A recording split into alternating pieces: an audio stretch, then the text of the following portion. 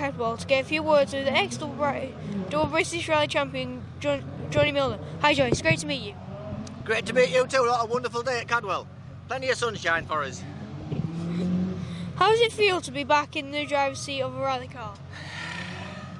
It feels brilliant. I'm only a young-looking 48, but it's yeah. I mean, I did this rally a year ago with the Corolla and had a lot of fun. It was a bit damp, but today being red hot and a different car, it's yeah, really good fun. Exciting first stage, too exciting nearly. Had a bit of a spin. Didn't lose too much time. But yeah, this is the first time for this car, which is an ex-Carlos Sainz 185 Group A Celica, so it's all action in there. When did your rally career begin? 1989, long before you were born. You were the first Englishman to win 2 British Rally Champions back-to-back. Is that something you're still proud of today? I'm still very proud of that. I'm disappointed I didn't get 3 in the row, because the man before me to get 2 was the late, great Colin McRae. So to follow somebody like that was very inspiring for me. Things that got away, yeah, it would have been great to have gotten the World Championship, but you know, not everybody can do it. You need a bit of luck, and I had a lot of luck. I had a lot of very good drives, but just didn't quite make that last step. But if that was the only disappointment, then I think I'm happy, really. Do you think that the British Rally Championship is better now that the MSA is running it? I think we've got a better calibre of car in there and a good strong entry. I think it's still missing the depth. There's not enough entrance in there.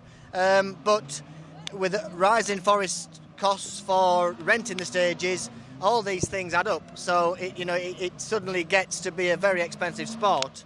It's never going to be cheap, but I think that the MSA taking hold of it have sort of given it a good shake-up and a revamp, and I think it's only for the better.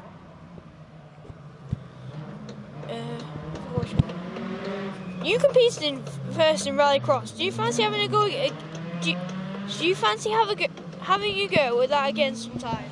I'd love to. I hated leaving Rallycross. I never wanted to be a rally driver, really. I know that sounds really weird now, but I started in autograss racing.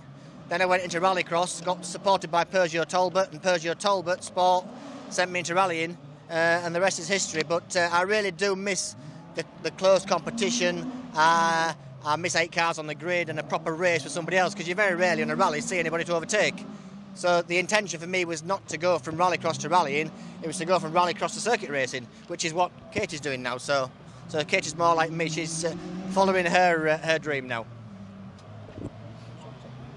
I read that you once fitted the engine from your rallycross car to your van. Was that the fastest brand in Britain? That's some good research. Yes, that was my first ever rally car, was a Peugeot diesel 205 van. We took the engine out, and yeah, you're right, we swapped the engine from the rallycross car into the rally car, and then back, and one weekend rallying, next weekend rallycross. That was 1989. So we had a lot of very fast engine changes in those days, but yeah, if I was to do it again, I'd do it exactly the same again. I mean, what a story. A diesel van, but I think you're right, I think it probably could still be the fastest 205 diesel van out there. You had great success in the Corolla World Rally Car. Do you miss it? Yes.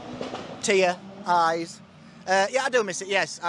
We've sold the car because of circumstances and the fact that we're really trying to bring Katie on now with the racing. So as much as I look like a multi-millionaire with these hands, I'm not.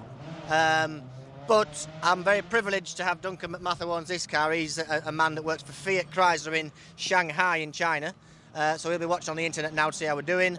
And Duncan has promised me he'll get me a Corolla back. So it's not over. Was it your favourite car? I did love driving the Expeditor Solberg Subaru, but probably for a strong, robust, reliable car, the Corolla was the one to beat. Yeah, I'm still... obviously for me, giving me 2 British Rally Championships, of course it's my most favourite car, yeah. Do you enjoy events like this compared with the bigger national events? This is making me work hard around here. I've got a bit of a sweat on. And of course Katie'd never navigated before, so Katie's learning to read the pace notes. But no, I do love these events. I think it's great because it brings all the spectators to, very similar to a circuit race, because it's obviously rallying around a circuit, so they can see a lot more. They can see all the action, and the cars always come back to the service area here. So I think it's yeah, it's maybe not the future, but it's a future at the moment. But yeah, I think it's I think it's helped by the weather, but I think it's a great championship, yeah. You have your daughter Katie, who I have had the pleasure of interviewing as your co-driver. Does that make you proud? Yes, I've 3 daughters and only one's ever dared get in with me. So, and then of course I then spin and hit a tyre on the first stage today, which was my little hiccup. But I still think we put a fairly good time in. We maybe dropped 10 seconds, but I think the car's quicker than I thought. So yeah, I'm very proud to have her sat alongside me, and it puts a different light to what Dad did, because Katie was too young to understand what I did really when I was rallying. When I'm 14, how about I co-drive for you? Absolutely, no problem. You get your licence and we'll have you in there, yeah? You have to shout though, so I can hear you.